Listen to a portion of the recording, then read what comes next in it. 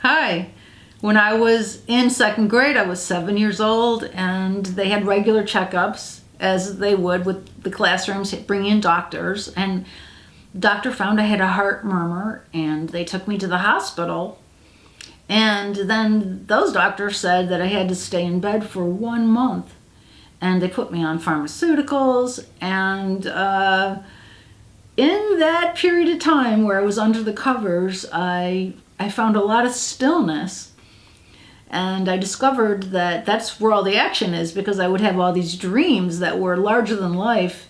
And I felt like I was not separate from anything. I was connected to everything. The waking and the sleeping, the nighttime dreams would merge and they would meld into each other, so that I didn't really know which one was the dream, and I didn't really care.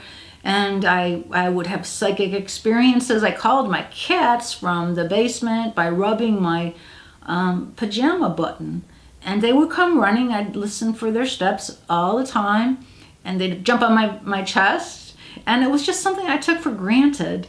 This feeling of being part of this life system was so personal. And yet, as I grew up, I found that other people didn't have this experience, and I was so disappointed. I couldn't really believe it. It's like, you don't feel connected to everything. And so this idea of separateness was part of the society that, my parents wanted me to fit into, of course. And so I did my best, and I found a lot of pain. And in my 20s, I started to drink, and I really didn't want to feel separate, and it helped numb that feeling. And I drank too much, and I drank a lot of coffee too. And it accumulated over time, and I got super sick, nearly died, and realized that that was my best. I gave it my best. I didn't fit in, and I'm not separate.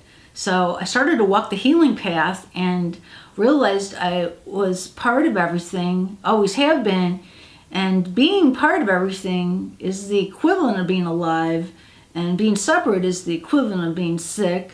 So I chose life, and I'm on the healing path to this day of being connected with and being one with the Gaia life system that I'm so lucky to be part of.